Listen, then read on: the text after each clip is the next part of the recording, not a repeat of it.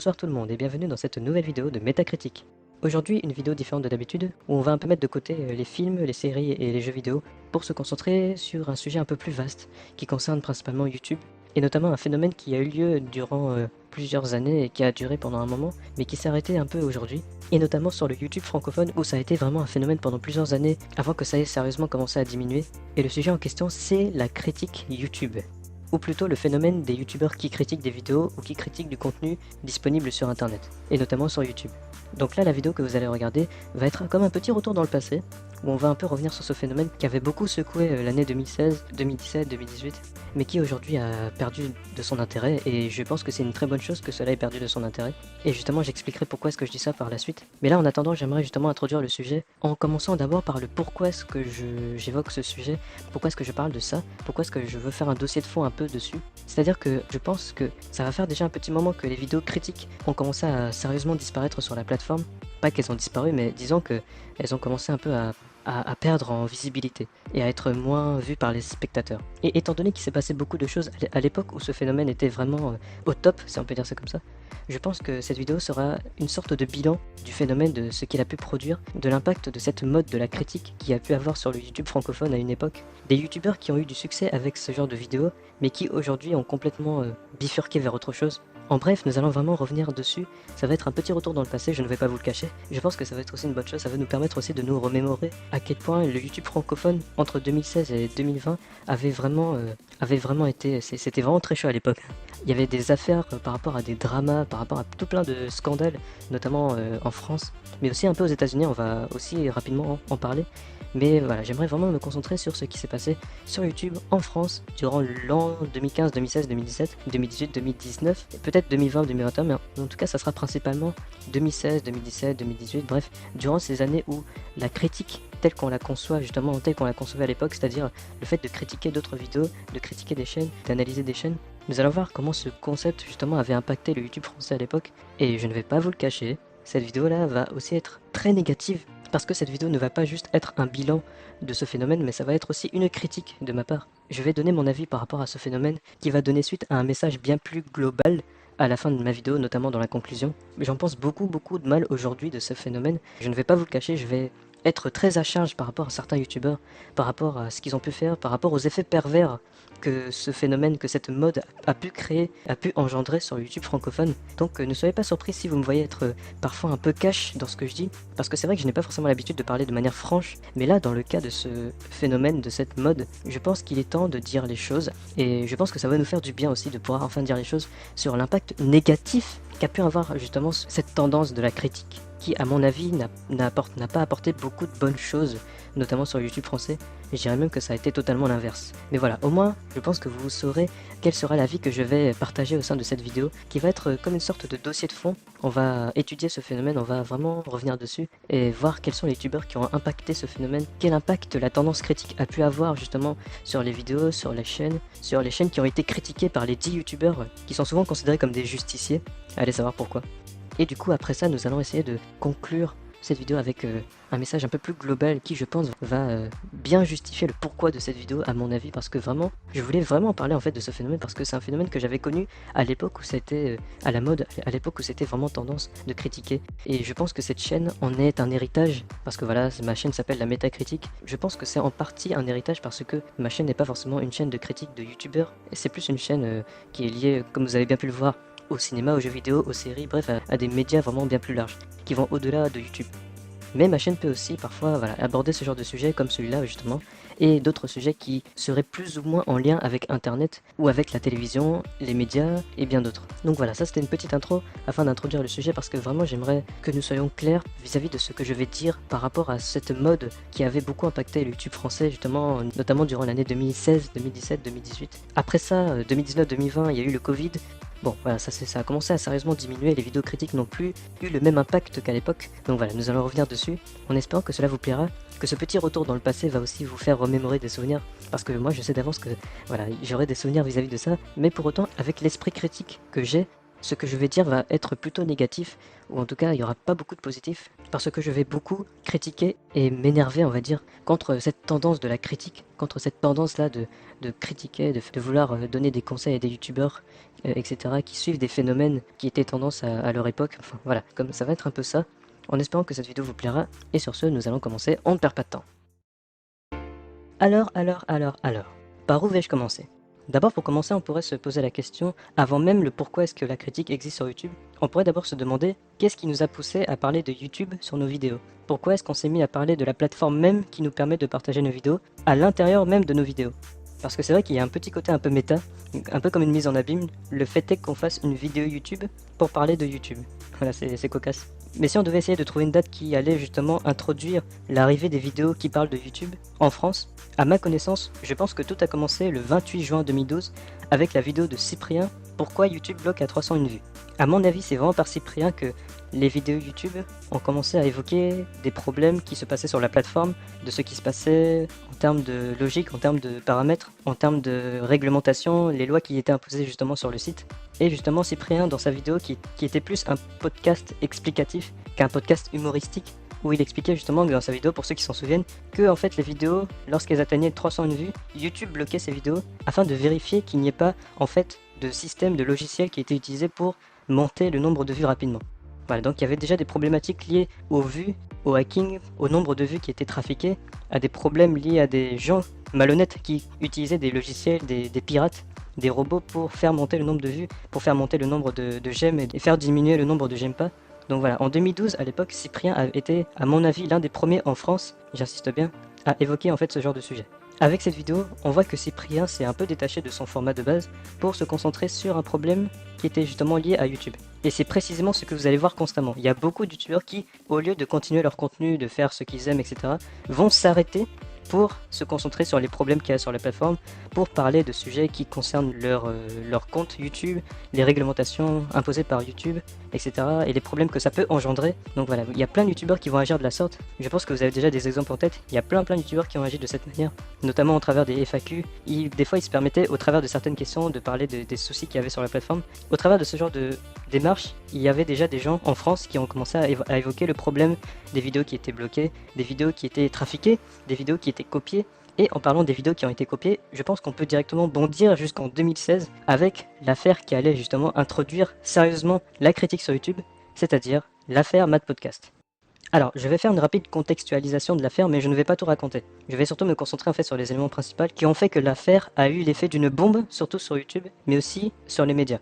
Alors tout commence avec le topic du 18-25 de jeuxvideo.com avec un certain John Cook qui avait démontré que Mad Podcast a eu la fausse bonne idée de copier des vidéos de youtubeurs américains pour les mettre dans ces vidéos-là.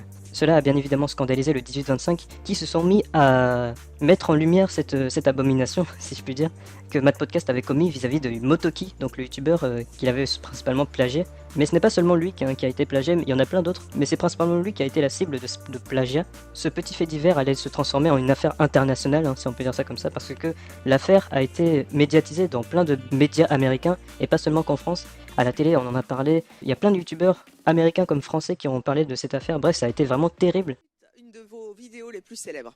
Les filles, c'est super cool. Il a eu peur, il s'est dit oh shit, les gens vont savoir que j'ai copié Motoki. Oh shit, je suis dans la merde, les gars. Mais il y a quand même des trucs.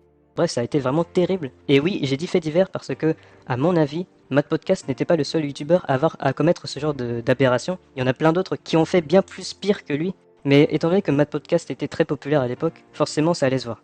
Et du coup, ce fait divers, comme je viens de le dire, aura l'effet d'une bombe internationale, surtout dans la sphère YouTube, où vraiment les choses allaient vite s'accélérer, où il y aura plein de gens qui vont commencer à s'insurger face à Mad Podcast, qui, mine de rien, a agi d'une manière un peu simplée. Hein. Je ne sais pas ce que vous en pensez, mais je trouve que quand même la manière dont il a agi était plutôt très simplée. C'est comme s'il relativisait beaucoup, comme si pour lui ce n'était pas si grave que ça. Non, en vrai, c'est pas si grave. Hein. Non, je suis pas un plagieur, j'ai pas copié. Enfin, c'est des petits copiages, mais en vrai de vrai, c'est pas grand chose. Hein. Surtout quand il passait à la radio chez Koé, où il disait oui, non, j'ai une bonne idée. Pour moi, c'était une bonne idée d'aller copier chez les Américains parce que je ne sais pas écrire. Du coup, voilà, il faut que j'aille copier chez les Américains, comme ça au moins j'aurai plus d'originalité. Bah voilà, il a agi vraiment d'une manière particulière durant cette affaire. Mais par contre, les gens qui ont appris cette nouvelle, eux, n'ont pas du tout réagi d'une manière simplée. Eux, au contraire, ils se sont mis à le démonter, que ce soit Motoki lui-même, que ce soit les autres youtubeurs, que ce soit les youtubeurs français qui se sont mis aussi à faire une vidéo. Et d'ailleurs, certains, on va pas se le cacher, ont utilisé cette affaire pour se faire connaître. Voilà, mais ça c'est l'évidence même. Quand on a des affaires comme ça qui ont vraiment l'effet d'une bombe, voilà, il y a certaines personnes qui n'hésitent pas à en parler afin de se faire connaître, afin d'être vu par le plus grand nombre. Ça a été notamment le cas de Kalchbot, un youtubeur français qui fait des dessins animés. Et du coup, il s'est fait connaître à l'époque, en tout cas, avec cette affaire qui lui a permis justement de trouver une certaine notoriété. Parce qu'à l'époque, il n'était pas forcément hyper populaire, même si certaines de ses vidéos ont été partagées sur des sites comme Coreus ou encore Facebook. Mais voilà, en tout cas, c'est par cette affaire qu'il a pu gagner en popularité, et plein d'autres aussi ont pu gagner en popularité au travers de cette affaire. Si je devais donner un petit avis rapide vis-à-vis de cette affaire, je pense que malheureusement c'est le genre d'affaire qui va donner une mauvaise image aux Français, aux créateurs de contenu français, en faisant croire que nous les Français on n'aurait aucune originalité et que par conséquent pour pouvoir créer du contenu on va aller piocher justement chez les Américains parce que voilà eux ils sont plus originaux, ils ont plus d'idées et nous on ne sait rien forcément, donc voilà on va aller copier chez les Almerlocs pour pouvoir créer du contenu. C'est assez dommage à mon avis que cette affaire ait donné une mauvaise image déjà du youtubeur Mad Podcast, mais aussi et surtout une mauvaise image de la France, des youtubeurs français, en faisant croire que nous, les youtubeurs, on n'est pas original, qu'on manque d'idées, et que les seules idées qu'on a viennent et proviennent de vidéos venant d'Américains. Et je dirais même que ça a été constamment comme ça. À chaque fois, il y a plein de youtubeurs français qui ont été accusés de copier, de plagier. Je repense notamment à Squeezie, notamment à l'époque, hein, ça c'était extrêmement longtemps. Déjà, je crois en 2013 ou en 2014, on l'accusait d'avoir copié le youtubeur suédois PewDiePie. À ce moment-là, il y avait déjà des idées qui commençaient à prendre de l'ampleur, qui commençaient à émerger parmi les utilisateurs, parmi les spectateurs. Et concernant Mad Podcast lui-même, je considère que toute la haine qui s'est prise, pour moi, n'était pas méritée. Malheureusement, il a eu la fausse bonne idée de copier les Américains, donc forcément, cette accusation allait retomber sur lui et il allait récolter les fruits de son travail, donc toute la haine des gens, les attaques, etc. Mais toute la haine qu'il a reçue, pour moi, n'était pas méritée. Certes, il a fait beaucoup de mauvaises choses, mais au point où on s'acharne violemment contre lui, alors qu'à mon avis, il y a des gens qui ont fait bien plus pire que lui, mais qui sont pourtant sous le tapis, et pourtant, Matt a été utilisé un peu comme un bouc émissaire parfois. En tout cas, c'est comme ça que je le considère. Ah oui, autre chose que j'avais oublié de dire, mais ça c'est pour moi, je pense que ça c'était une évidence. L'affaire Mad Podcast a sérieusement pris de l'ampleur à cause de la vidéo du roi des rats qui démontrait avec audace justement toutes les copies que Mad Podcast faisait des youtubeurs américains, avec du coup une comparaison entre la vidéo de Motoki et entre sa vidéo à lui. Mais bon, voilà, pour moi c'était une évidence parce que c'est surtout par le forum 1825 que les choses ont commencé à être évoquées. Mais en tout cas, on voit bien que l'affaire a eu un impact énorme, surtout sur le YouTube français, où maintenant on a commencé à avoir de la méfiance vis-à-vis des gens que nous visionnons, de leur contenu, de ce qu'ils montraient. On a commencé à être un peu plus critique et à être moins naïf, on va dire, par rapport à ce qu'ils montraient, par rapport à ce que ces gens peuvent montrer en termes d'humour, en termes de blagues, en termes de sketch. Maintenant, on a commencé à être un peu plus vigilant, ce qui n'est pas une mauvaise chose, hein. Mais cela malheureusement a entraîné des comportements excessifs de certains qui ont complètement pété un câble et se sont mis à attaquer plein de youtubeurs, qui malheureusement a entraîné beaucoup de dramas, si on peut dire ça comme ça. Les dramas français, je pense que c'est à cause de l'affaire Mad Podcast que les choses ont sérieusement commencé à devenir compliquées. En tout cas 2016 ça a été toujours une année compliquée, c'est une année où il y a eu beaucoup de mauvaises choses qui se sont passées dans le YouTube français comme dans le YouTube anglophone. Mais donc c'est au travers de cette affaire que la critique, la vigilance, le discernement a commencé à être de plus en plus présente. Donc c'est à peu près à ce moment-là où la critique YouTube a commencé à s'immiscer un peu petit à petit. Il y avait des gens qui ont commencé à parler de YouTube à cause de cette affaire. D'autres ont commencé à en parler, mais petit à petit, sans pour autant en faire leur thème principal sur leurs vidéos. Maintenant, il y a des chaînes qui quasiment font de YouTube leur sujet principal. C'est à se demander parfois, est-ce que la plupart de ces gens-là auraient quand même continué à parler de YouTube si leurs vidéos étaient diffusées par exemple sur Dailymotion? Voilà, donc beaucoup utilisent YouTube pour les vues, hein. Honnêtement, vraiment, si on devait parler sérieusement, la plupart ils utilisent YouTube pour les vues. La plupart ils utilisent YouTube pour se plaindre de règlements qui est imposé sur la plateforme. Et puis il y a des gens qui utilisent YouTube pour critiquer ce qui est diffusé en termes de contenu, quels sont les youtubeurs qui sont critiqués et mis en avant par la plateforme. Voilà que apparaissent les youtubeurs critiques. Mesdames et messieurs, voici les superstars du YouTube français de 2016. Ah non, je suis désolé, mais pour moi c'est ça. Ah non, mais pour moi c'est trop ça. Non, franchement non. C'est pour moi. Ah, mais franchement, hein, on va pas se mentir, hein, pour moi c'était ça, hein. Les vrais influenceurs, même si j'aime pas trop ce mot, mais. Hein, les Cypriens Squeezie, normal, là ils peuvent aller se rhabiller, hein. Pour moi c'était eux, hein, les stars. Ces trois mecs. C'était eux, hein, les grandes stars du YouTube de 2016. Bon, on va arrêter. Donc oui, du coup, on va parler de ces trois figures emblématiques de ce YouTube de 2016-2017, slash tendance critique, slash clash, slash drama. Je vais en parler et donner mon avis par rapport à ce qu'ils ont fait, parce que j'ai connu ce qu'ils ont fait, j'ai visionné leur contenu, j'ai consommé beaucoup de leurs vidéos, et j'en pense aujourd'hui beaucoup de mal, comme j'ai pu le dire au début. À l'époque, bien sûr. Ou peut-être encore aujourd'hui, à la limite. Du coup, je vais parler de ces trois personnages, à savoir Absol Video, Sir Gibbsy et Antox Colaboy. Alors, je ne vais pas seulement parler de ces trois-là, mais je vais aussi rapidement parler du Raptor Dissident, qui lui aussi est une figure emblématique de ce YouTube de 2016 en France. Et en plus du Raptor Dissident, j'aimerais aussi citer un quatrième parmi ces trois-là, qui lui est un cas un peu à part, puisque lui, il n'est pas forcément dans la critique, mais il est plus dans le décryptage, dans l'analyse de chaîne, un peu comme Absol. Mais il est moins dans l'attaque. Il est moins dans l'attaque et il est plus dans le fait de décrypter, d'analyser des chaînes. Cette chaîne, c'est le Radis Irradié. Je pense que vous en avez dû entendu parler à l'époque, puisque cette chaîne avait aussi fait parler de lui. J'aimerais en parler rapidement ici. À mon avis, cette chaîne est celle qui a le mieux vieilli par rapport aux autres chaînes critiques. Cette chaîne est moins dans l'attaque, dans le clash, elle est plus dans le décryptage. Même si parfois l'humour peut faire passer pour du clash, mais là c'est pas forcément son objectif premier de clasher, mais c'est surtout d'analyser, de décrypter le contenu de tel ou tel youtubeur. C'est précisément ce genre de contenu qui lui a ouvert les portes de la télévision, puisque en effet, le Radis Irradié, je ne connais pas son vrai prénom, mais je crois que son vrai prénom est sur sa chaîne. Le Radis Irradié donc a été invité à plusieurs reprises par des chaînes de télé comme France Télévisions afin de faire du décryptage, un peu comme sur sa chaîne, mais cette fois-ci c'est du contenu télévisuel, donc du contenu qui est bien plus pro que par rapport justement aux vidéos qu'il faisait à l'époque sur YouTube. Et je trouve qu'il a plutôt bien évolué, il ne s'est pas trop cassé la tronche, on va dire. Mais voilà, je voulais rapidement parler de celui-là parce que je ne prévois pas d'en reparler plus tard. Donc le Radis Irradié, c'est plutôt bien reconverti, si on peut dire ça comme ça. Mais sauf que nous allons nous concentrer surtout sur les quatre, à savoir Absol, le Raptor Dissident, Antox et Sir Gibbsy. C'est surtout eux que nous allons aborder dans cette vidéo. Et du coup, on va commencer avec Absol Vidéo. Alors, Absol Vidéo est celui qu'on pourrait considérer comme étant le plus calme parmi les trois justiciers, si on peut dire ça comme ça. C'est-à-dire que dans ses vidéos, il va présenter des choses, il ne va pas forcément clasher, attaquer, critiquer, faire des choses terribles, etc. Il va au contraire être beaucoup plus posé, beaucoup moins dangereux, beaucoup moins sauvage, plus calme, plus posé et présenter les choses de manière argumentée, construite, documentée, etc. etc. J'ai beaucoup d'affection pour lui, je trouve qu'il est vraiment bien, mais je trouve que parfois il faisait quand même preuve d'une certaine prétention, surtout dans ses vidéos où il présentait justement YouTube, et aussi dans une autre vidéo dont j'aimerais en parler en détail. Mais du coup par rapport justement à ses vidéos, je trouve que parfois il était très prétentieux, je ne sais pas pourquoi, mais on dirait qu'il se vantait un peu d'être modeste. Il aime beaucoup intellectualiser ses vidéos en citant des grands auteurs tels que Jean-Jacques Rousseau. Voilà, donc histoire de donner un côté intellectuel à ses vidéos. J'ai jamais compris en fait cette démarche-là de vouloir intellectualiser du contenu en citant des grands auteurs comme ça. Peut-être que je suis trop bête pour le comprendre, mais non, mais j'ai du mal à cerner le but d'une telle démarche en fait. Pas que je ne comprends pas, mais simplement, est-ce qu'il pense qu'on va l'applaudir en glorifiant ce genre de démarche en disant oui, c'est super, tu es un intellectuel, regarde ton arrière-plan, il y a des livres derrière toi, tu parles comme si tu étais un professeur, du coup forcément tu es intellectuel et on va forcément te glorifier et dire que tu es un excellent youtubeur qui fait du contenu construit et argumenté, du contenu de grande qualité qui est irréprochable et sans défaut.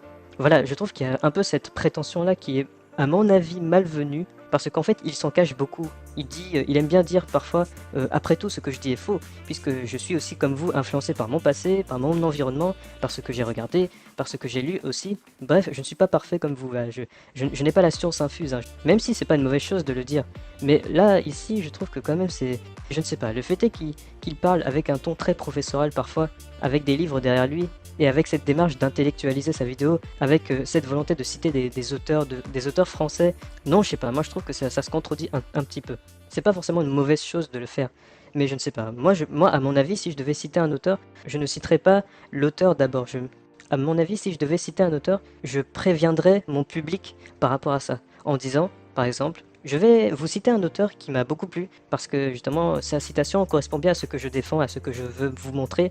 À mon avis, s'il avait agi de cette manière, je pense que ça serait un peu moins prétentieux que lorsqu'il se mettait à citer l'auteur directement, sans prévenir à l'avance les spectateurs par rapport à ça. Enfin, je ne sais pas si vous voyez, mais bon, voilà, moi j'avoue que la démarche ne me plaît pas forcément. Mais tout ça pour dire que voilà, le youtubeur en soi n'est pas mauvais, mais je trouve que durant sa période 2015, 2016, 2017, il y avait une espèce de prétention comme ça qui était en lui, comme s'il s'ignorait en fait de se glorifier, parce que ce mec, ça se voit que ce mec ne se prend vraiment pas pour de la merde. Surtout lorsqu'il se met à dire dans sa vidéo où il présentait justement la critique que certaines de ses vidéos avaient eu un impact sur les gens. Donc en soi, même s'il dit qu'il n'a pas la science infuse, qu'il n'est pas parfait, que ce qu'il dit est peut-être faux, etc., mine de rien, il n'est pas non plus du genre à dire que ce qu'il dit c'est des bêtises. Il n'est pas du genre à dire que ce qu'il fait est mauvais. Au contraire, il serait même du genre à glorifier ce qu'il fait en disant que voilà, mes vidéos ont eu de l'impact, voilà, je suis un youtubeur qui impacte les gens. Enfin voilà, je trouve qu'il y a une espèce de contradiction en lui qui, je ne sais pas, ça ne fonctionne pas avec moi. Pour moi, ça fait un peu faux. Sa démarche est un peu fausse, ça fait faux en fait. Il est faux dans ce qu'il fait. Il fait faux. Et ça, c'est vraiment gênant.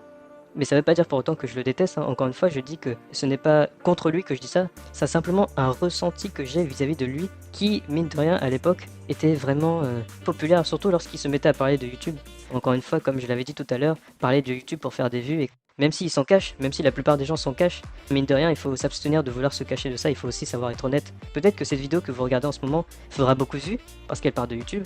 Je n'en serais pas forcément mécontent, mais voilà, ça ne sert à rien de cacher le fait qu'on aime quand les vidéos font des vues, et qu'on aime parler de tel ou tel sujet juste pour le gain que ça peut apporter à nos vidéos et à notre chaîne. Absol Video, comme je le dis, est plutôt faux dans sa manière d'être, il est plutôt vertueux et il s'en cache beaucoup durant sa période 2015, 2016, 2017, puisqu'il faisait semblant de ne pas se glorifier de sa vertu en disant qu'il n'a pas la science infuse, qu'il n'est pas parfait, que ce qu'il peut dire est faux, etc.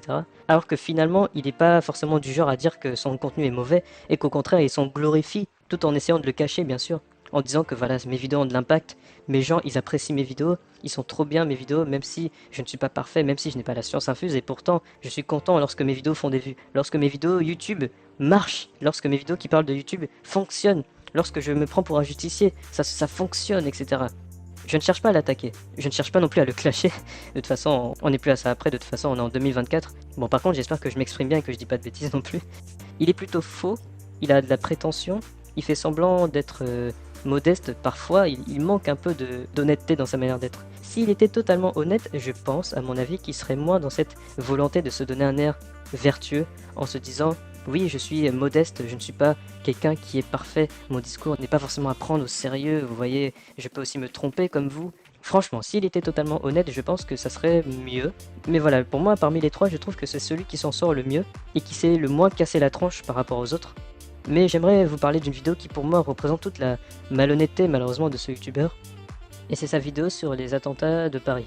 Dans cette vidéo, qui est une vidéo hommage à ceux qui ont été malheureusement victimes de ces terribles attentats qui a eu lieu en janvier et en novembre 2015. Dans cette vidéo qui pourtant est pavée de bonnes intentions, hein, mais je trouve que encore une fois, tout ce que j'ai dit sur lui se reflète plutôt bien au sein de cette vidéo là. Je vous laisse admirer. Je vais présenter quelques extraits de cette vidéo afin que vous puissiez entendre ce qu'il dit. J'ai préféré ne pas être devant mes étagères remplies de livres et de DVD pour aborder ce sujet. Je ne voulais pas qu'il y ait de la fiction derrière moi. À la place, je vous propose une carte du monde et ce super globe terrestre. Voilà, il change de décor, il veut montrer la planète Terre derrière avec un globe à côté de lui. Non, bien sûr, ça c'est pas du tout prétentieux, il n'y a aucune volonté de se donner un air bienveillant avec la planète Terre. Non, bien évidemment, ce n'est absolument pas prétentieux comme démarche. Bien évidemment, il n'y a aucunement l'envie de se donner un air intellectuel. Ah non, ça, absolument pas. De mettre le globe juste à côté en parlant des attentats, oh là là, franchement, c'est absolument pas du tout prétentieux et professoral comme démarche. Hein. Non, non, absolument pas. Il a changé de décor pour la bonne cause, hein, évidemment, c'est... Voilà, encore une fois, cette démarche-là suscite à mon avis aussi des questions sur le pourquoi est-ce qu'il a voulu montrer une carte du monde en fond avec un globe à côté de lui.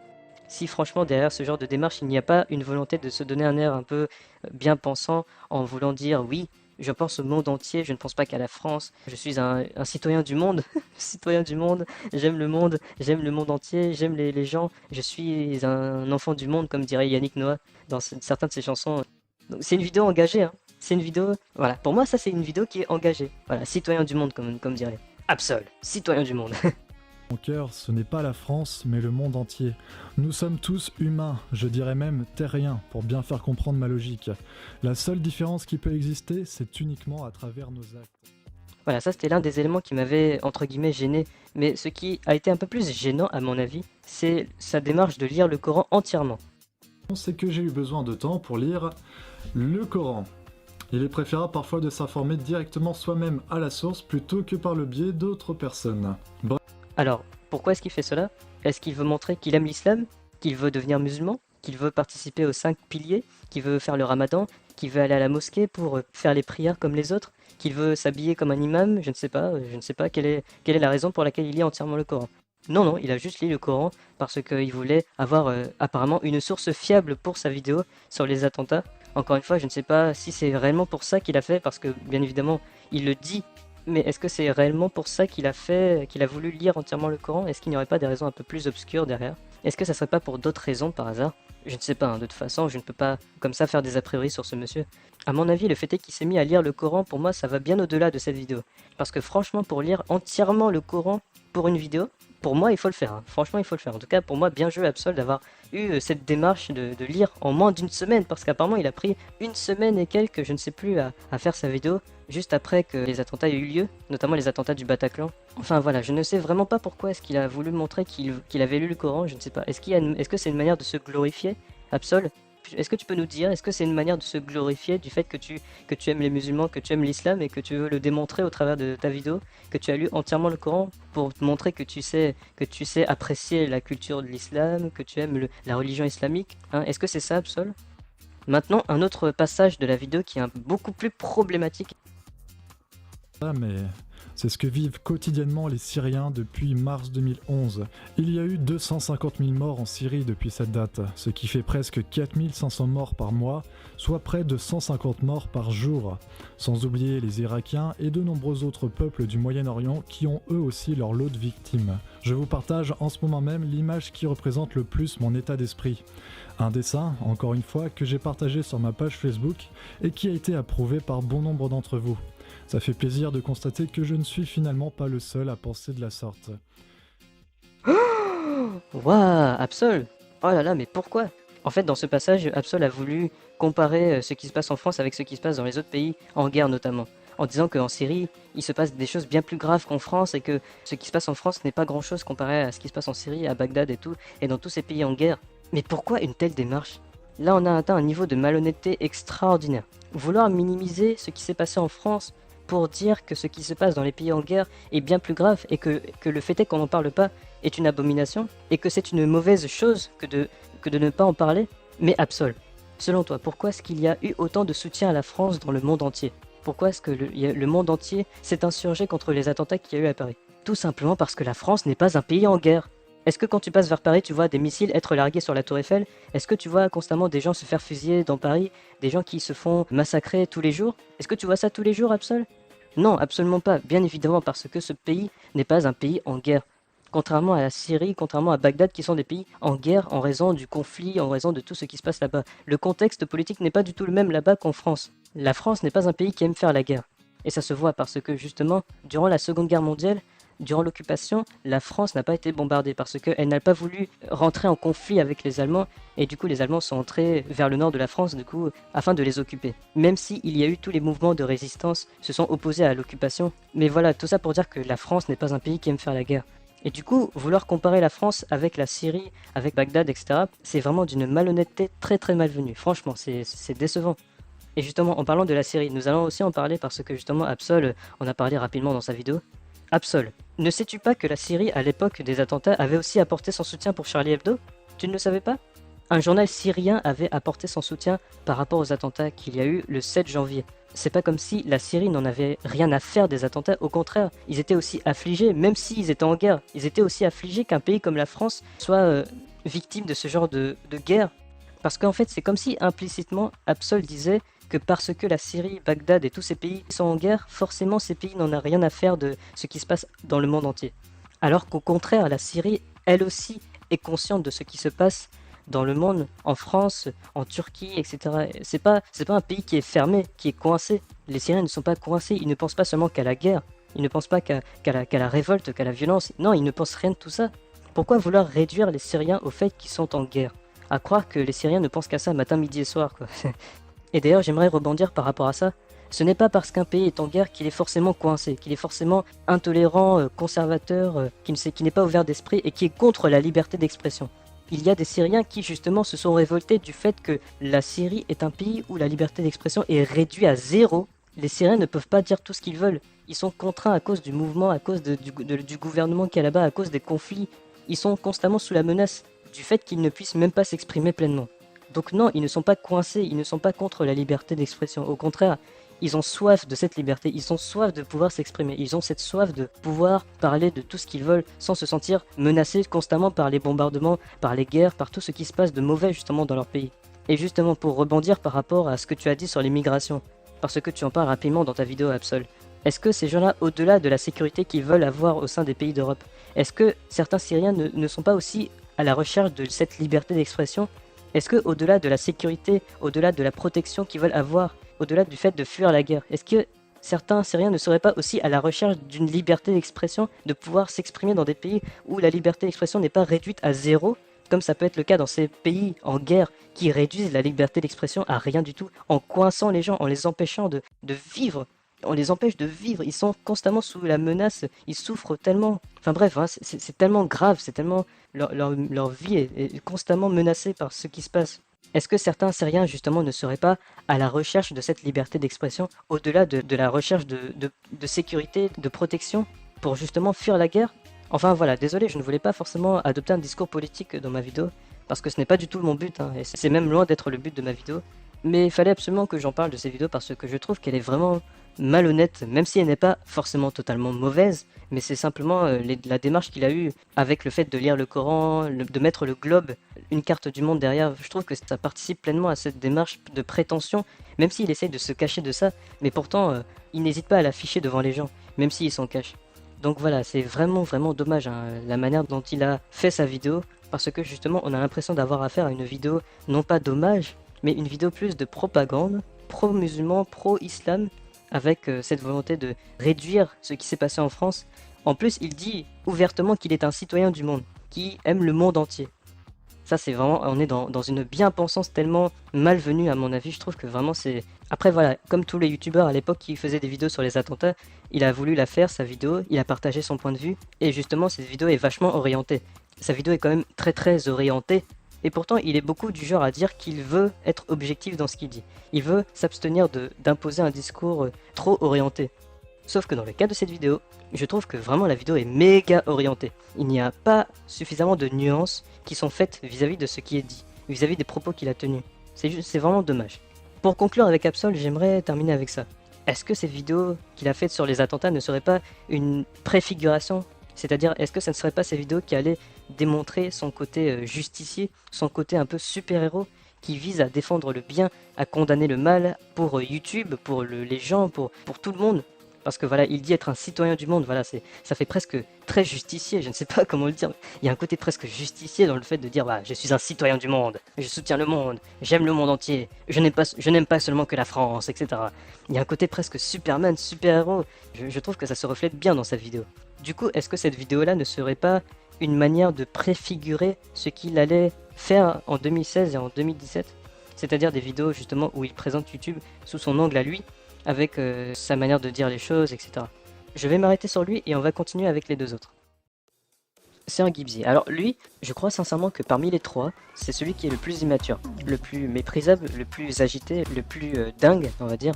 Et attention, je ne dis pas que je le méprise ou que j'ai quelque chose contre lui, encore une fois, je n'ai rien contre ces trois-là. Mais pour essayer d'avoir une description sérieuse de ce monsieur, on pourrait sincèrement dire qu'il est méprisable à cause de tout ce qu'il a fait en 2017, 2018, 2019. Il s'est impliqué dans plein de dramas, mais ça on va en parler juste après.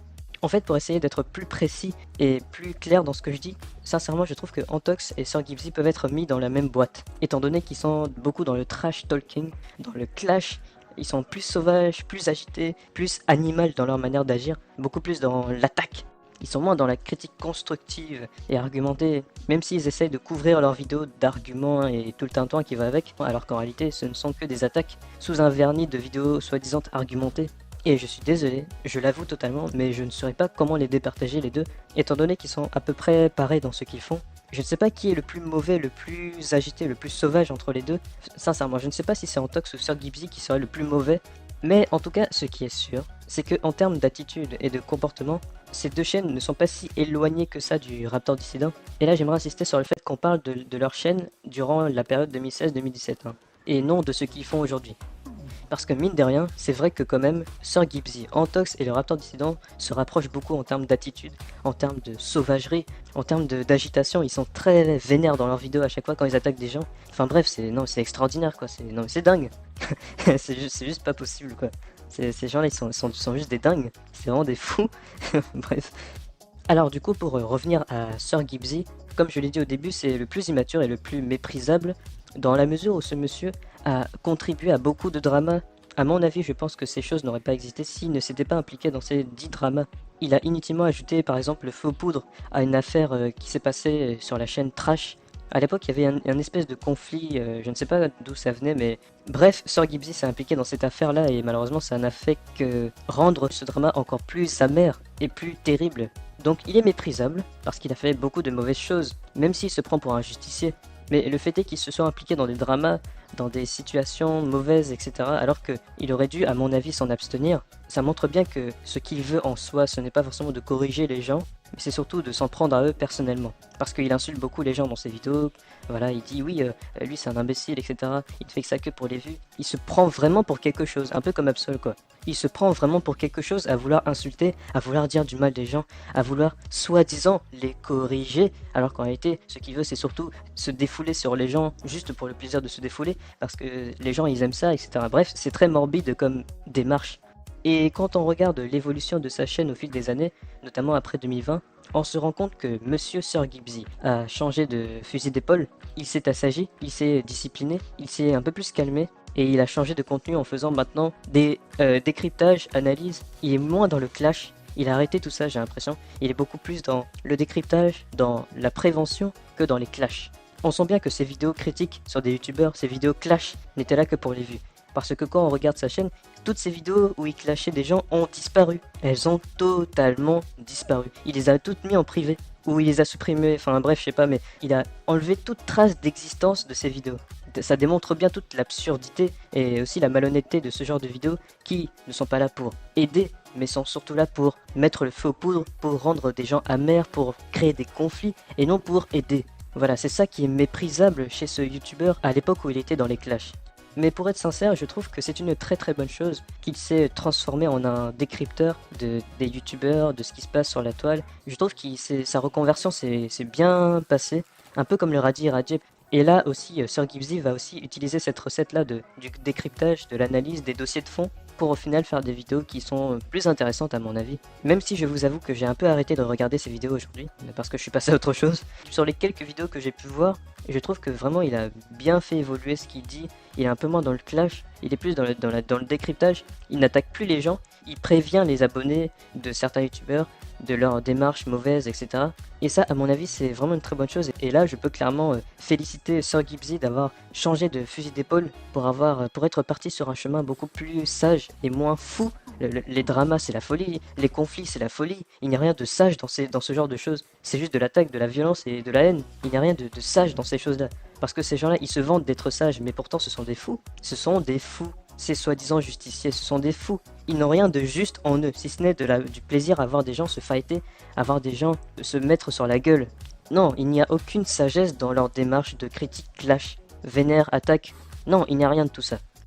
Et donc c'est pour ça que je suis bien content que Sir Gibbsy ait finalement changé de contenu pour se concentrer sur des choses qui sont un peu plus intéressantes, que ce soit des décryptages de chaînes. Et je pense que ces vidéos vieilliront mieux que tous les clashs qu'il a pu faire à l'époque sur des gens. Ces mecs là font leur contenu dans leur coin, il n'y a plus personne qui vienne les attaquer. C'est l'absurdité en fait de ce genre de clash, c'est que ça n'a pas apporté du bien, ça a juste apporté des conflits, ça a juste apporté de la haine, beaucoup de sel. Finesse, beaucoup de sel. Ah, c'était très salé. L'époque là, c'était une époque salée quoi. Ah, le sel était présent. Passons maintenant à Antox. Alors lui, c'est le plus trash et le plus vulgaire parmi les trois. Vraiment, punaise, la vulgarité qu'il y a dans ses vidéos, c'est pas possible. Dans ses vidéos en 2016-2017, la manière dont il s'en prend aux gens, à des chaînes qu'il n'aime pas, en les critiquant sauvagement, en étant sauvage, en étant animal. Ce mec m'a l'air très très sanguin, j'ai l'impression. Très agité, très énervé. Bref, il m'a l'air d'être une petite pile électrique qui a beaucoup d'énergie et qui ne fait que clasher sans cesse les gens, sous un vernis de vidéos critiques. En réalité, qui sont plus des déferlements de haine inutiles et très malvenus à mon avis, sur des youtubeurs qui en réalité ne font que suivre des tendances, que ce soit les clowns tueurs, que ce soit les pranks, que ce soit les défis, que ce soit les vidéos dégustation. Ce sont des tendances qui suivent et ils n'embêtent personne par rapport à ça. Loin de moi l'idée de dire que ces gens-là sont parfaits dans ce qu'ils font.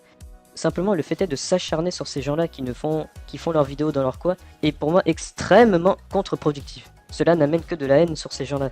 Le problème de ces youtubeurs critiques est que tout ce qu'ils disent de mauvais sur ces gens-là ne font que renforcer la haine des gens contre eux. Et ça, c'est vraiment vraiment pervers. Faire des vidéos soi-disant pour corriger les gens, pour apporter des conseils alors qu'en réalité, ce sont des déferlements, des clashs, tout un tas de mauvaises choses juste pour faire des vues, pour attirer le regard sur eux. Parce que justement, ils attirent l'attention sur le fait qu'ils ne font que clasher et dire du mal des autres.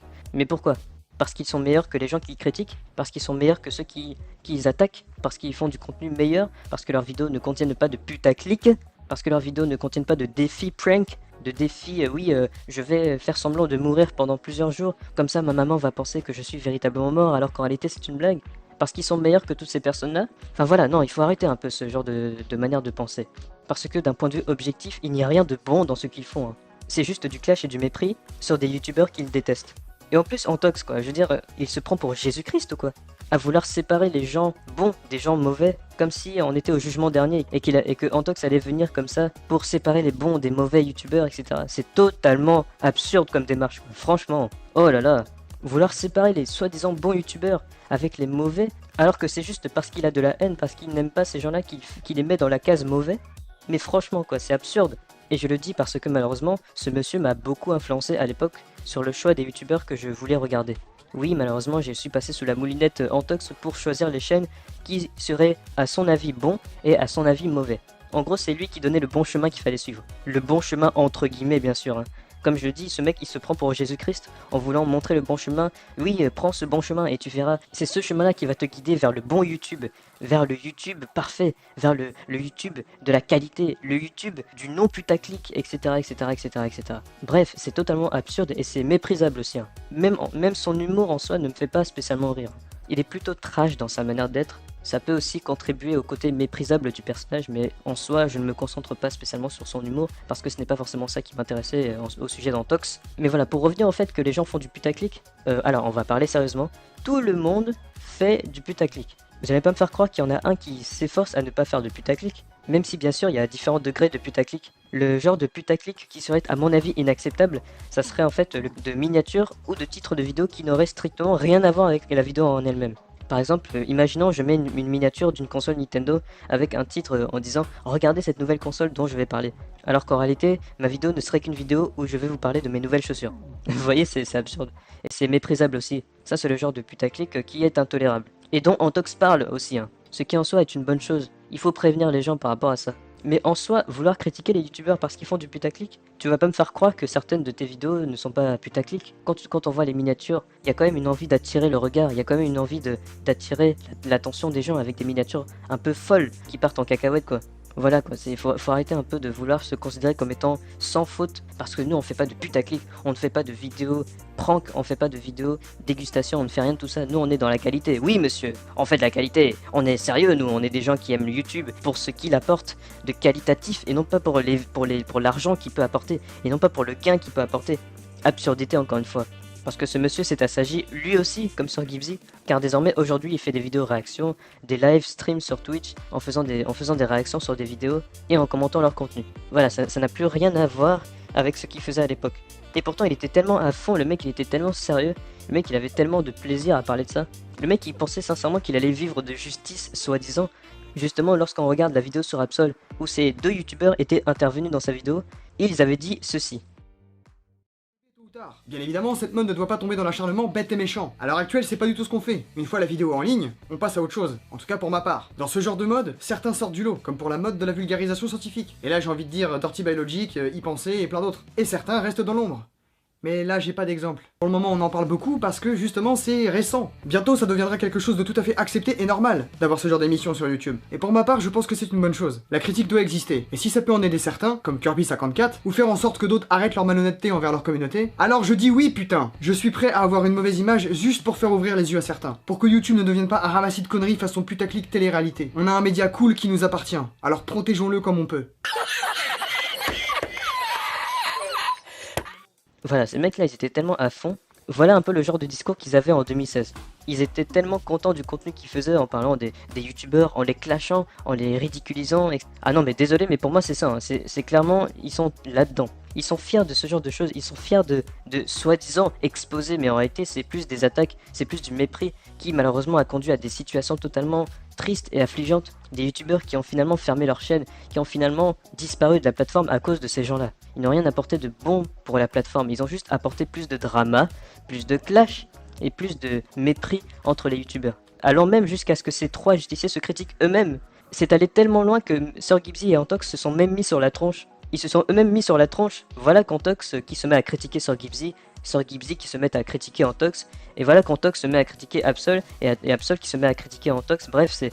Donc voilà, il y a eu même des conflits entre eux. Vous voyez, c'est absurde quoi, c'est leur démarche de justice, pour au final que ces mecs se lattent la tronche entre eux.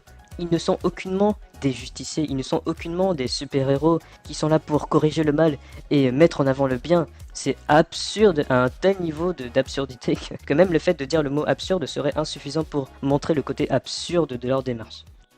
Pour en finir avec Antox, le fait est qu'il présente des vidéos sur des gens obscurs juste pour s'en moquer, c'est mal. Ce n'est absolument pas pour être justicier qu'il fait ça. Là, c'est juste du mépris gratuit sur des gens inconnus.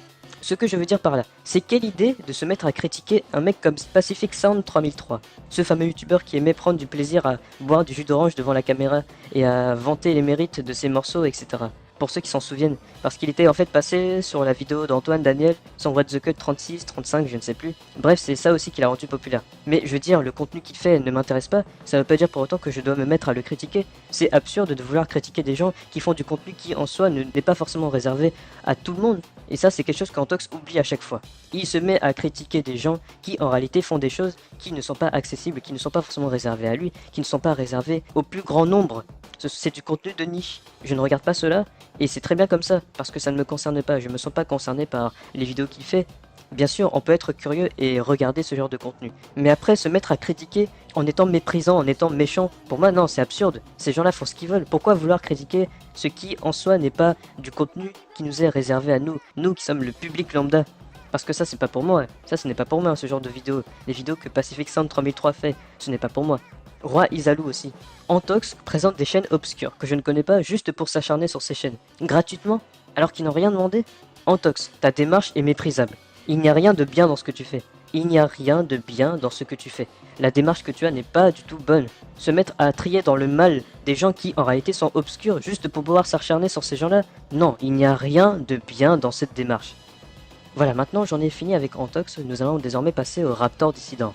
Je vais être un peu plus concis, je vais être un peu plus synthétique vis-à-vis de ce youtubeur, parce que je n'ai pas forcément grand chose à dire, étant donné qu'il y a beaucoup de choses que j'ai dites pour Sir Gibbsy et Antox qui peuvent plus ou moins s'appliquer à ce youtubeur. C'est-à-dire que quand on regarde ses vidéos à ses débuts, ce monsieur était très violent, très sauvage, très agité dans ses propos, il était très immature et sauvage parfois. Très immature, mais c'était un peu ça son fond de commerce. C'était justement le trash talking, le fait de parler mal, le fait de s'exprimer avec beaucoup de sauvagerie sur les gens. Comme il avait dit sur son ancien slogan, il était beaucoup dans l'attaque, dans la forme de ses vidéos, c'était plus de l'attaque, du trash talking. Je comprends mieux en fait pourquoi est-ce que ces vidéos sont déconseillées aux âmes sensibles. Parce que oui, là, clairement, vraiment, le mec il s'acharne, mais avec beaucoup d'insistance. Il est très sauvage et ça peut vraiment heurter la sensibilité de certaines personnes. Mais paradoxalement, c'est aussi ça qui le rend très marquant, très mémorable. On se souvient principalement de lui pour la sauvagerie de ses propos, pour le côté trash de ce qu'il dit, plutôt que pour l'argumentation de ses propos. Ce n'est pas forcément ce que nous retenons en premier chez ce youtubeur. Ce que nous retenons d'abord, c'est le trash. C'est la violence dont il peut faire preuve dans ses vidéos. C'est le côté violent, parce qu'il est violent, hein, ce monsieur. Il est violent, très violent. C'est un Pokémon rare. Jean Dylan, Babtou, parfaitement blanc, joue rose, cheveux longs, dents de lait, 30 kilos habillé, et il va en Syrie, tranquille. Et ils lui ont passé un gun, ils lui ont passé un flingue les cons. Et tranquille, petit selfie au calme, le fils de pute. Mais t'es ses bras, on dirait Bob l'éponge. Mais lui il se faisait enculer, c'est pas possible. Attendez, je refuse de croire une seconde qu'il a utilisé cette arme. Donc au menu du jour, on a toute l'équipe des 4 Fantastiques. Un mec qui tente de faire du second degré et dont l'argument le plus travaillé c'est en fait il dit des grosses conneries. Un punk à chien hentai qui parle d'accusation alors que j'ai pas dit son nom une seule fois et qui me traite de parano. Jean-Socrate 2.0, l'enfant précoce du game qui aime réfléchir profondément au sens des choses inutiles dans la vie. Et un putain de traître. Mais évidemment, comme les deux autres, il s'est lui aussi assagi. Il a lui aussi commencé à apaiser son contenu, il s'est discipliné, il s'est calmé au fur et à mesure des années. Il fait du sponsoring, il sponsor ses vidéos, alors qu'il se vantait du fait que ses vidéos ne pouvaient pas être sponsorisables en raison de la violence du contenu. Voilà que ce monsieur se met à faire du sponsoring sur Red Shadow Legends, sur des jeux mobiles. Voilà, il s'est assagi, il s'est totalement assagi, il a totalement changé de fusil d'épaule comme les deux autres. Quand on regarde sa chaîne, beaucoup de ses vidéos ont disparu. Voilà que Raptor a totalement fait disparaître son contenu pour laisser place à autre chose. Il n'est plus dans le clash, maintenant il est dans l'information, il informe, il n'a plus rien de tout ça maintenant, il fait autre chose, il fait de l'information, il fait des revues d'actualité, même si c'était ce qu'il faisait à la base. Mais là c'est beaucoup plus sous une forme informative, plus que sous une forme de clash. Il est moins dans ça maintenant, il a fait disparaître le côté clash maintenant pour se concentrer sur de l'information, sur de l'argumentation. En plus du fait est qu'il soit devenu un père de famille, qu'il a lancé des programmes sportifs et etc. pour ses abonnés, voilà, il a totalement changé, il s'est assagi mais d'une manière extraordinaire. Ce n'est plus le Raptor sauvage à ses débuts qu'on connaissait. Maintenant là il s'agit d'un Raptor beaucoup plus calme, moins difficile, beaucoup plus ouvert et moins dans le clash, plus dans la paix.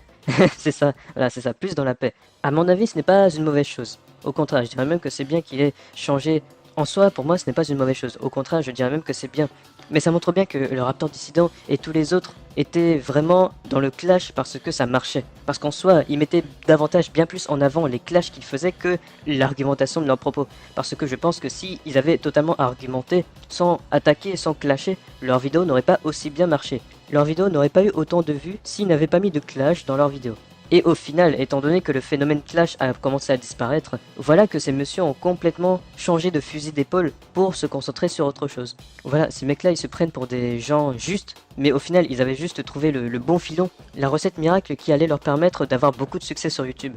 Mais étant donné qu'ils ont vu que cette recette ne pouvait pas marcher à tous les coups, ils ont décidé de changer leur contenu pour faire autre chose, pour essayer de trouver d'autres recettes. Ces trois-là, ils cherchent des recettes pour que leur vidéo puisse marcher. Voilà, c'est ça, c'est juste ça. Ce n'est pas qu'ils veulent faire du bien sur YouTube, c'est qu'ils veulent juste amasser des vues. Parce que c'était la hype à l'époque de clasher. Bon voilà, j'en ai fini avec ces trois-là, maintenant on peut passer à la suite. Nous allons rapidement parler de la bande dessinée de ces trois youtubeurs, les FDP de Tubonia, mais qui aujourd'hui a été renommé en Tubonia.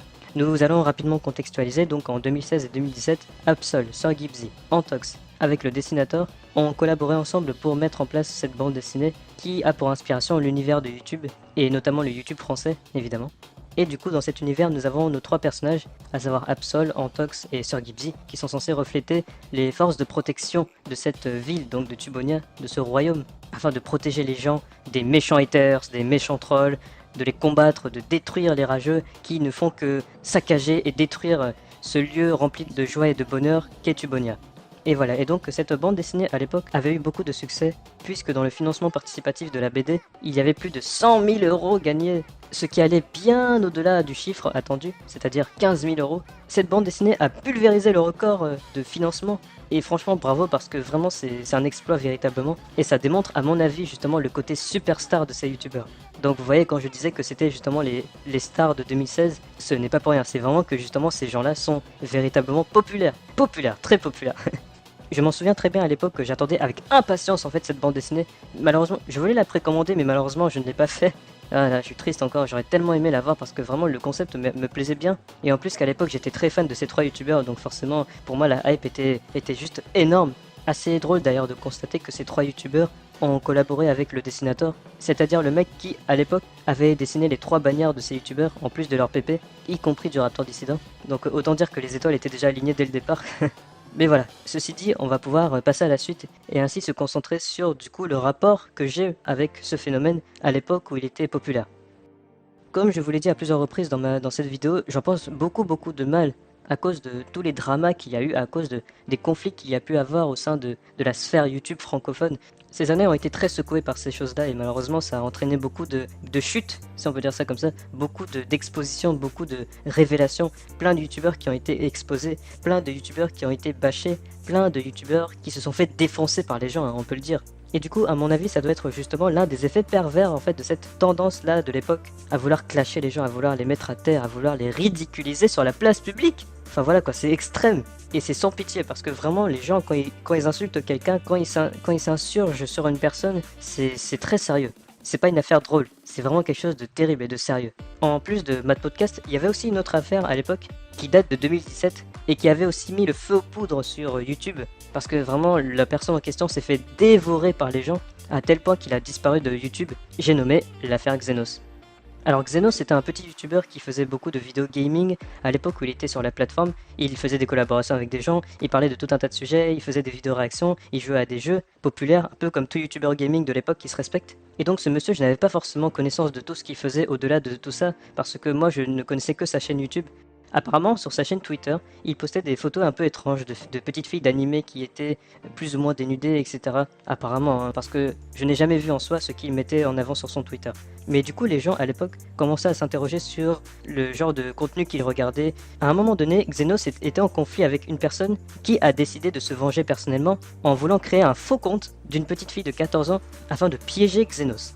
Et Xenos avait eu cette conversation avec la soi-disant petite fille de 14 ans qui finalement a posté une photo qui allait faire polémique parce que c'est à partir de cette conversation que les gens allaient se mettre à insulter Xenos, à dire du mal de lui, à faire tout un tas de mauvaises choses, à le manger, à le dévorer. Et le pire, c'est qu'il était seul contre tous, il n'y avait personne pour le défendre, personne n'était là pour venir nuancer tout ce qui s'est passé. Vraiment, c'est grave, c'est vraiment le côté pervers de cette tendance de critique. La personne en question n'avait strictement personne pour venir l'aider, pour venir le protéger, parce qu'il n'avait personne. Il était comme sur une place publique, exposé, en attendant que les gens lui tirent des flèches dessus. Le côté pervers et méprisable de cette période, c'est comment les gens se sont mis à détester des gens en se croyant meilleurs, en se croyant supérieurs, en se croyant justes, parce que ces gens-là n'ont rien de juste, encore une fois, comme j'ai pu le dire tout à l'heure. Ces gens-là n'ont rien de juste, il n'y a aucune justice dans leur manière d'être. C'est juste qu'ils veulent se défouler sur des gens, sous prétexte que ces gens auraient fait des choses mauvaises, certes qui sont discutables, oui, ça je suis d'accord avec ça, mais au point où on utilise ces petites bêtises, ce genre de choses qu'ils ont fait juste pour détruire la personne. Donc dans le cas de cette affaire, c'était Xenos qui était mis en lumière, qui a été accusé de pédophilie. De pédophilie, les gars, vous vous rendez compte? Carrément, de pédophilie. C'est juste dingue comment est-ce que les gens sont si graves dans ce qu'ils disent. Je ne cherche pas à défendre ce qu'il a fait. Certes, ce qu'il a fait est discutable. Mais au point où il s'est pris des quantités astronomiques d'insultes et de menaces de mort dans la tronche, sérieusement? Le côté pervers et inhumain de ce phénomène. Oui, c'est inhumain d'agir de la sorte, c'est inhumain. Désolé, je crie. J'ai pas envie de crier, j'ai pas envie de m'énerver.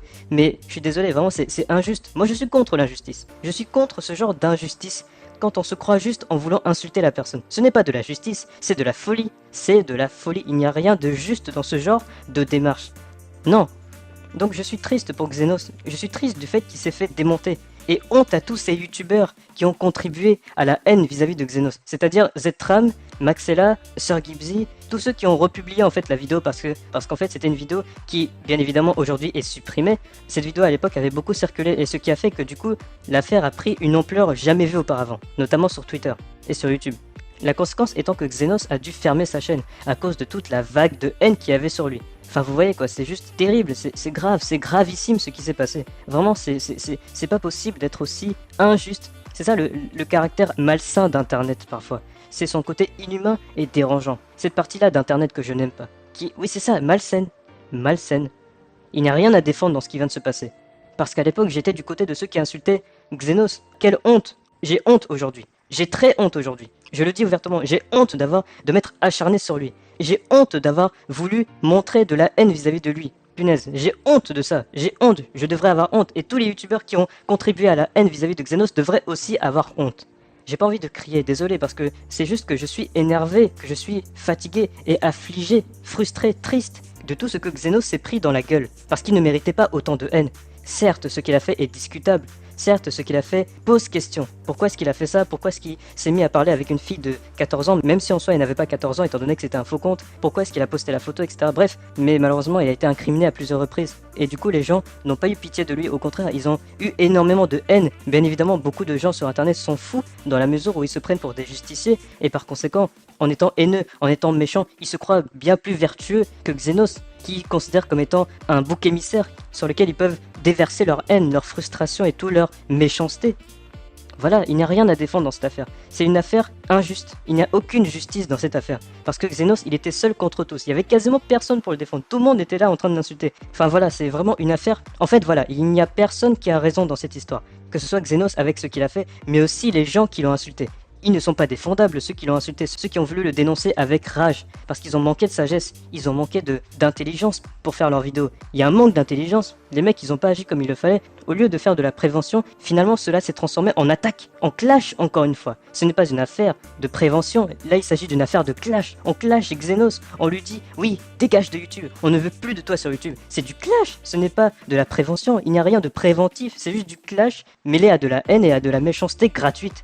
Enfin voilà, je suis extrêmement déçu de ce qui s'est passé durant cette affaire. Aujourd'hui, bien sûr, parce que à l'époque, j'étais très attaché à cette affaire. J'étais tellement zélé à l'époque parce que moi aussi, j'étais de ceux qui voulaient insulter Xenos, de ceux qui voulaient avoir de la haine vis-à-vis de lui à cause de ce qui s'est passé. Mais maintenant, en y réfléchissant sérieusement, quand j'y repense, j'en ai honte. J'ai honte d'avoir insulté Xenos. J'ai honte de l'avoir insulté gratuitement, d'avoir fait preuve de méchanceté envers lui.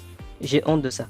J'ai honte d'avoir été mauvais, d'avoir été orgueilleux, de m'être dit vertueux en insultant un mec qui a fait quelque chose qui est certes discutable, mais qui ne méritait pas autant d'attaques dans la tronche. J'en ai honte. J'en ai honte. J'en ai très très honte. Alors oui, désolé, voilà, je me suis un peu énervé, je ne voulais pas me mettre à ce point en colère, mais vraiment, je n'en pouvais plus. Je n'en pouvais plus de toute cette haine injustifiée qui s'était pris à l'époque. Malheureusement, ce monsieur a totalement disparu. Les seules rares vidéos qu'on peut avoir de lui, ce sont des réuploads, et aussi les quelques vidéos que les youtubeurs ont pu faire vis-à-vis de cette affaire, notamment Maxella. Mais voilà, je voulais en parler parce que justement, cette affaire est vraiment l'exemple typique de toute la perversité de ce phénomène de critique clash, de critique attaque, œil pour œil, dent pour dent, versant YouTube. Voilà, c'est exactement ça. C'est ça, c'était un champ de bataille à l'époque YouTube. Les gens, ils se battaient entre eux, ils arrêtaient pas de se faire la guerre entre eux, c'était vraiment pas possible, quoi. Voilà donc ce que j'en pense de ce phénomène aujourd'hui. Et c'est aussi pour ça que je suis très content que ce phénomène ait disparu et que maintenant les clashs n'ont plus le même impact aujourd'hui. Les gens ont arrêté de faire des vidéos de clash pour se concentrer sur autre chose, sur du décryptage, sur de la prévention, sur des choses qui sont à mon avis bien plus intéressantes que sur des clashs ou sur des dramas inutiles, bêtes et méchants. Alors là, ce qui va se passer va être très dangereux à mon avis, parce que là, je m'apprête à poser une question qui est plutôt dangereuse à mon avis, dans la mesure où elle va nous faire remettre en question en fait notre rapport avec YouTube. Je pense que c'est une question qui va susciter beaucoup de réflexion, parce que vraiment, il y a de quoi dire dessus. Alors la question c'est celle-ci. Qui a décidé que les contenus YouTube devaient être forcément qualitatifs? Je répète, qui a décidé que les contenus qu'il y a sur YouTube devaient être forcément de qualité? Est-ce que YouTube c'est une grande université?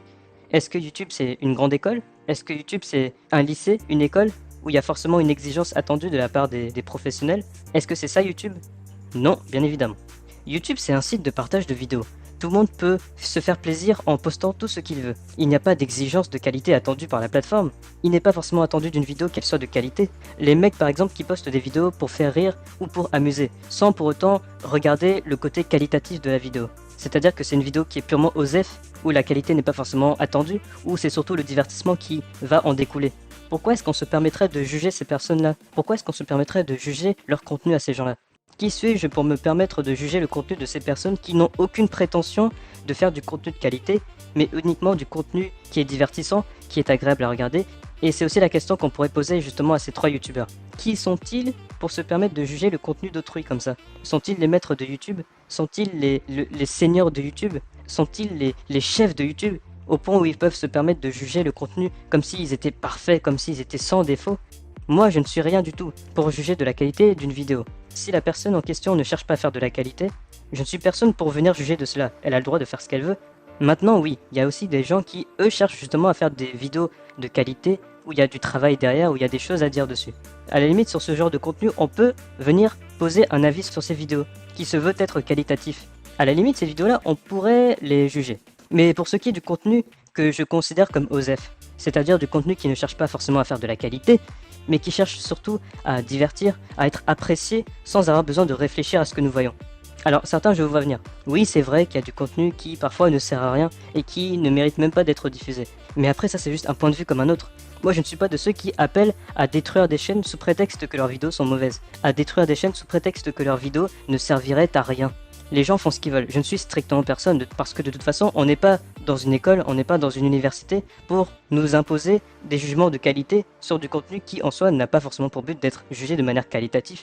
Mais voilà, il faut juste simplement arrêter de considérer que YouTube ne devrait être qu'une plateforme de qualité.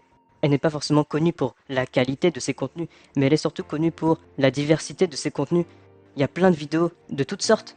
Des vidéos de chats, des vidéos rigolotes, des vidéos qui, entre guillemets, ne servent à rien, des vidéos de vulgarisation, des vidéos télévisuelles, des extraits de films, des top 10, des vidéos de critiques, justement, des vidéos de cuisine, des vidéos make-up. C'est vraiment, il y a une diversité sur la plateforme. On ne peut pas comme ça se permettre de juger le contenu que nous regardons sous prétexte qu'elle n'est pas assez qualitative, qu'il manque de la qualité, etc. Non.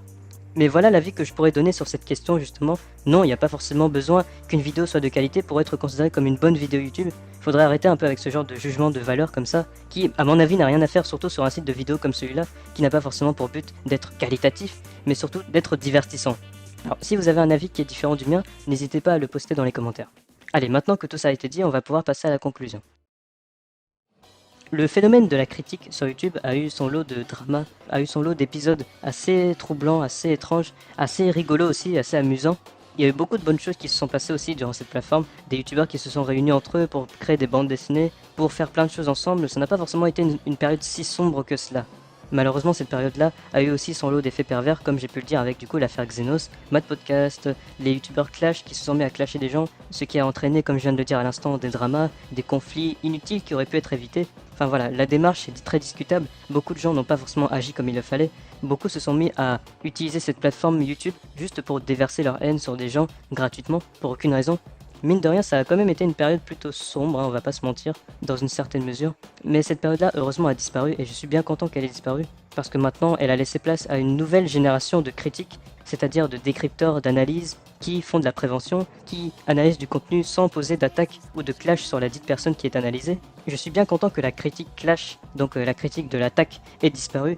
Parce que vraiment c'était la bactérie de YouTube pour moi. C'était comme le microbe de YouTube.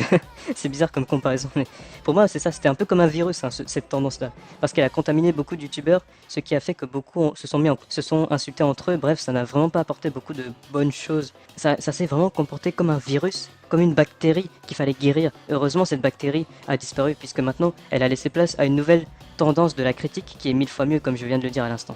Certains youtubeurs font maintenant du contenu divertissant qui ne cherchent pas à attaquer mais qui cherchent surtout à décrypter. Donc par exemple nous avons le Radi Radier, Cléor, le créateur Mystère qui d'ailleurs est dans une affaire plutôt sale avec du coup Cléor parce qu'il aurait plagié une vidéo de cette youtubeuse. Bon voilà, malheureusement les affaires de plagiat ça existe encore aujourd'hui, on peut rien y faire apparemment à ça. Mais voilà, c'est une nouvelle génération qui vient de commencer qui je pense va impacter la plateforme en mieux et non pas en mal. Et pour revenir par rapport aux 3 youtubeurs que j'ai critiqués, si je puis dire, donc Antox, SirGibzy et Absol, comme je vous l'ai dit à plusieurs reprises, je n'ai aucune haine envers eux. Au contraire, je leur souhaite bon courage pour la suite, s'ils continuent bien sûr à faire des vidéos, mais franchement, je leur souhaite vraiment bon courage, en espérant qu'ils pourront continuer à faire le contenu qu'ils aiment, malgré leur démarche discutable durant la période clash qui s'est passée en 2016, 2017, 2018. Mine de rien, je trouve qu'ils en sont plutôt bien sortis, notamment SirGibzy qui en est ressorti grandi. On sent vraiment qu'il a pris en maturité et ça fait vraiment plaisir. Absol et Antox, je ne sais pas trop parce que je n'ai plus trop regardé leurs vidéos aujourd'hui. Mais franchement, je pense qu'eux aussi, ils ont bien évolué. En tout cas, moi, je leur souhaite vraiment d'évoluer, en espérant qu'ils en sont ressortis grandis de cette période-là pour se concentrer surtout sur ce qu'ils aiment et non pas sur ce qui marche. Parce que malheureusement, beaucoup font ça, ils se concentrent pas sur ce qu'ils aiment faire, mais surtout sur ce qui est tendance.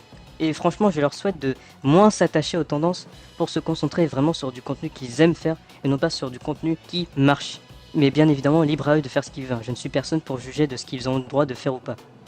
Pour conclure véritablement avec ce que je veux dire, j'aimerais juste terminer avec ceci. Les phénomènes qu'il y a sur la plateforme sont totalement vains. C'est-à-dire que le phénomène critique n'est qu'un phénomène comme un autre. Finalement, les youtubeurs qui se sont impliqués dans ce phénomène de la critique clash se sont uniquement impliqués parce que justement c'était une tendance. C'est une tendance qu'ils ont peut-être lancée, hein, ça on peut le dire, une tendance qu'ils ont peut-être lancée, mais ça reste quand même une tendance. Et forcément, comme toute tendance sur YouTube, elle sera amenée à disparaître au fil des années. Et donc ça montre bien toute la vanité en fait des phénomènes sur YouTube. Parce qu'il y a des gens qui se disent être critiques, non pas parce qu'ils le pensent vraiment, mais surtout parce qu'ils sont attachés à une tendance. Donc à mon avis, ce phénomène est vain, ça montre bien tout le côté vaniteux des phénomènes qu'il y a sur YouTube, que ce soit les phénomènes des podcasts, les phénomènes du gaming, les phénomènes des chaînes communautaires, les phénomènes des pranks, le phénomène des clowns tueurs, parce que tous ces phénomènes seront forcément amenés à disparaître. Et les youtubeurs qui ont participé à ce phénomène, eux aussi, s'ils n'arrivent pas à bifurquer, s'ils n'arrivent pas à rebondir par rapport au phénomène, eux aussi seront amenés à disparaître, comme le phénomène en question qu'ils ont suivi. Donc si je devais vraiment donner un petit avis sur ça, je dirais qu'il faudrait vraiment apprendre à se détacher de toute la tendance, les phénomènes qu'il y a sur la plateforme, parce que forcément, comme tout phénomène, elles seront amenées à disparaître eux aussi. Et forcément, il y aura des vidéos qui vont vite vieillir, parce qu'elles sont en fait le témoin d'un phénomène qu'il y avait sur la plateforme, qui a disparu aujourd'hui, ou qui sera amené à disparaître pour plus tard. Donc voilà, en espérant que vous avez compris ce que je voulais dire, encore une fois, je suis très content que la critique clash ait disparu, même si à la limite il y a encore des gens qui clashent, mais eux je ne pense pas qu'ils sont dans cette démarche de vouloir créer des dramas. Mais voilà, je suis vraiment bien content d'avoir fait cette vidéo. Elle m'a permis aussi de revenir dans le passé et de remettre en question le phénomène critique clash qu'il y avait à l'époque. Donc voilà, je suis content d'avoir fait cette vidéo et je vous remercie infiniment d'avoir regardé la vidéo jusqu'à la fin. Désolé parce que je ne voulais pas que cette vidéo soit aussi longue, mais étant donné que j'avais beaucoup de choses à dire dessus, forcément la vidéo allait être beaucoup plus longue. J'ai préféré en parler en long et en large, mais je vous remercie quand même d'être arrivé jusqu'à la fin. Peut-être que ces 3 youtubeurs tomberont sur ma vidéo, ce qui m'étonnerait. En tout cas, dans ce cas-là, je leur passe le salut et en leur souhaitant la bienvenue sur ma chaîne. Mais voilà, je vous remercie infiniment d'avoir regardé cette vidéo. On se retrouve du coup pour de prochaines vidéos qui, je pense, seront beaucoup plus apaisantes et beaucoup moins longues aussi. Parce que les vidéos longues, c'est bien, mais parfois ça peut être fatigant. Donc voilà, merci à toutes et à tous d'avoir regardé cette vidéo. On se retrouve du coup pour de prochaines vidéos. C'était Métacritique. Ciao tout le monde.